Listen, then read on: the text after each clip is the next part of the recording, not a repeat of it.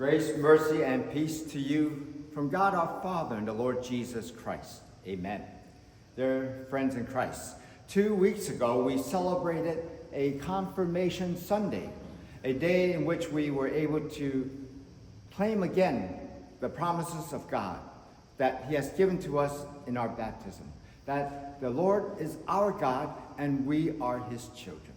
And we made the renewal of our baptismal vow to reject sin and the devil and all his evil ways, because God has given us victory over sin and death and the devil.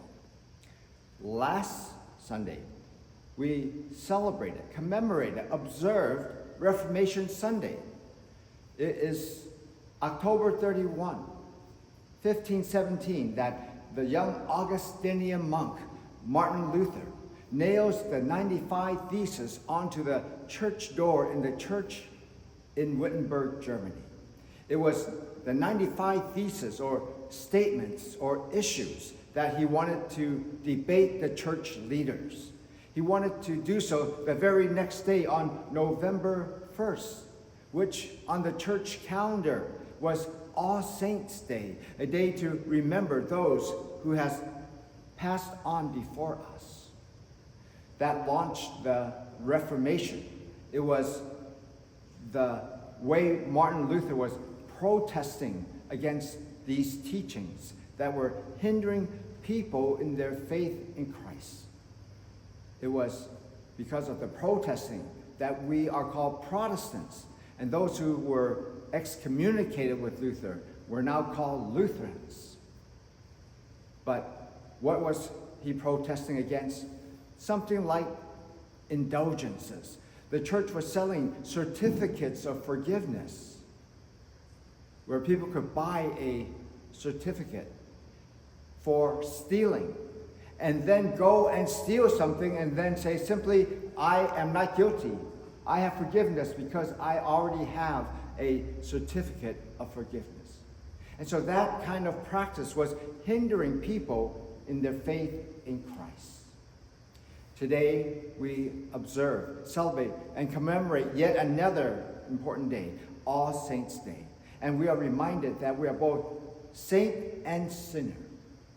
And that's what we find today in our gospel lesson from Luke chapter 19.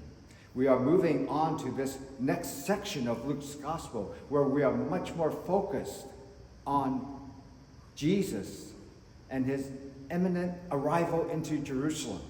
And then it will be his passion and his death and resurrection.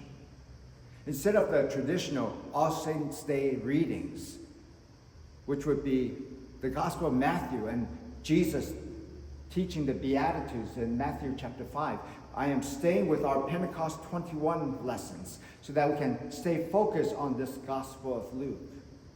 And when we look at the context of our lesson, we find that in the end of Luke chapter 18, verse 31, Jesus for the third time predicts his betrayal, his death, and his resurrection. He tells the disciples clearly for a third time that he must go to Jerusalem, and there he will be betrayed and be killed and rise again on the third day. And then he journeys towards Jerusalem. And now he is passing through Jericho.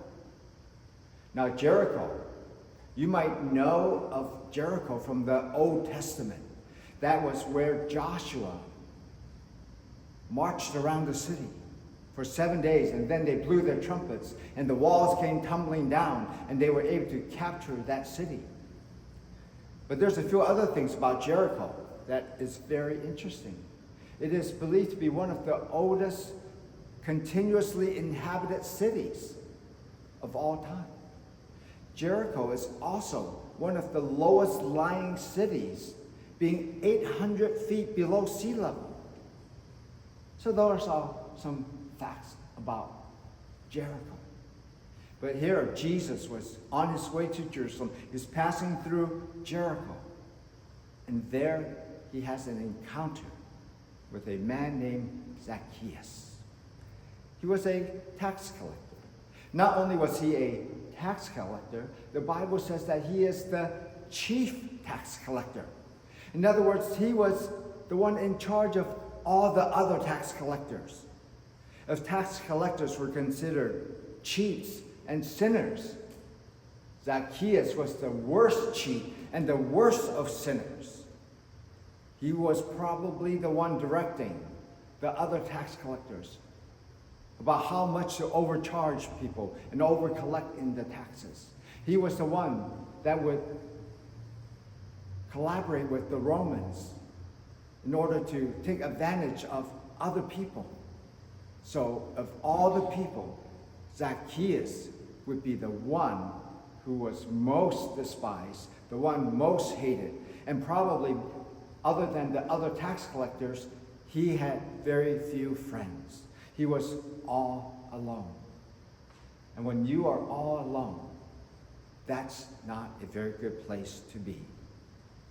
There's a story about a man. He's stranded on a deserted island. There's no one else there. He finally signals a ship that's passing by. And they see it, and they come and they rescue him.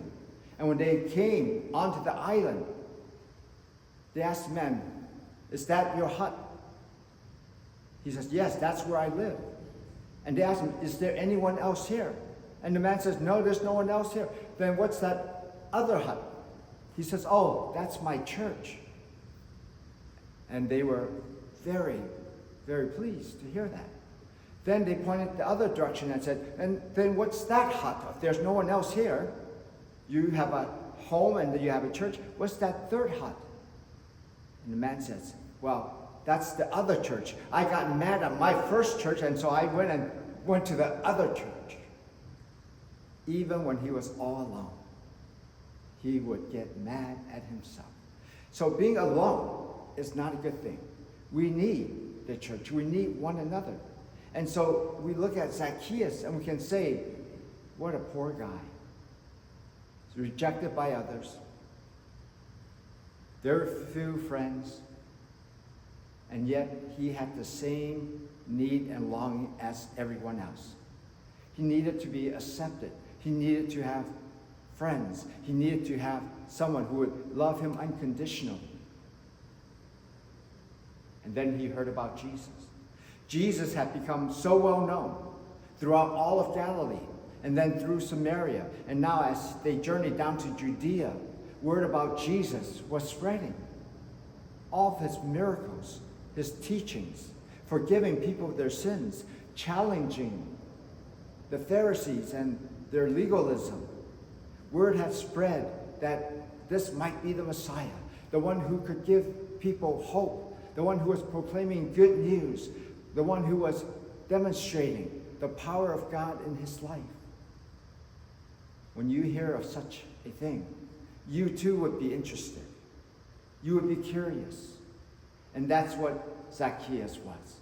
He was curious. He was wanting to find this Jesus. Maybe he would be that one person to love him, to give him hope, to be a friend to him.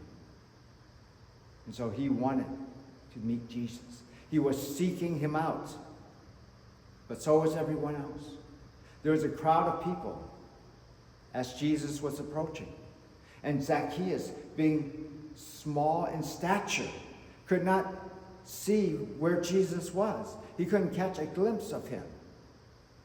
That reminds me when we had our World Series victory parades for the Giants a decade ago. I went downtown and there were so many people, you couldn't hardly see anything. There were people climbing up onto telephone poles and lamp posts and so on. Kids sitting on the shoulders of their dads just to be able to see over the throng, the crowds there. But no one was willing to help Zacchaeus to see Jesus. Now, Zacchaeus was small in stature, but he was smart and he was athletic. He saw where Jesus was headed.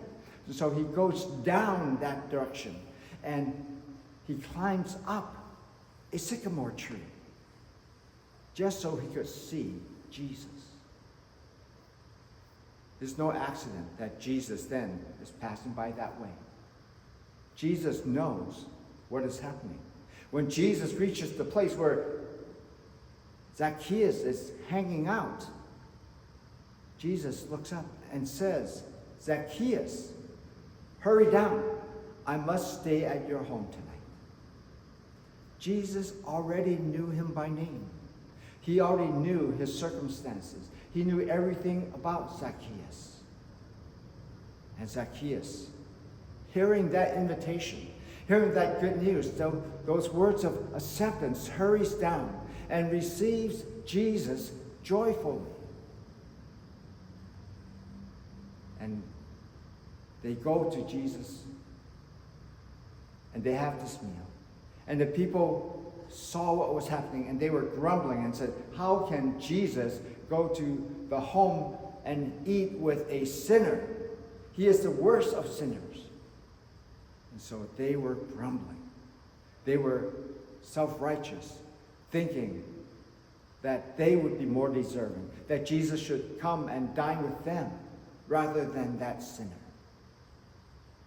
But because of Jesus' action, because of Jesus welcoming that sinner, Zacchaeus stood up and he declares, if I have defrauded anyone, I will repay them fourfold. I will give half of my wealth away to others. That was an amazing statement. This Zacchaeus, this sinner, was transformed, and now he wanted to restore and make up for those things he had done wrong. Not out of a sense of guilt, not to pay off the forgiveness he was receiving, but because of God's love for him. It changed his heart. And now that Spirit of God was working in him so that he desired to do the right things. Returning fourfold was more than double what was required by the law. And you could see how God was working in his life. And Jesus proclaims, today salvation has come to this house, for you too are a son of Abraham. Recognizing, encouraging him that he was no longer an outcast, but indeed within that family of God, that salvation has come. And then Jesus reminds us that he has come to seek and to save the lost. We often think we are seeking Jesus, we are seeking God, but it is actually Jesus who is seeking us. He is constantly calling out to us. He's constantly welcoming us back into his presence. He is constantly saying, I love you and I'm calling you to come so that I may continue to transform you, to change your heart, to restore you into a right relationship with others. That is God's calling to us. He is the one seeking us out.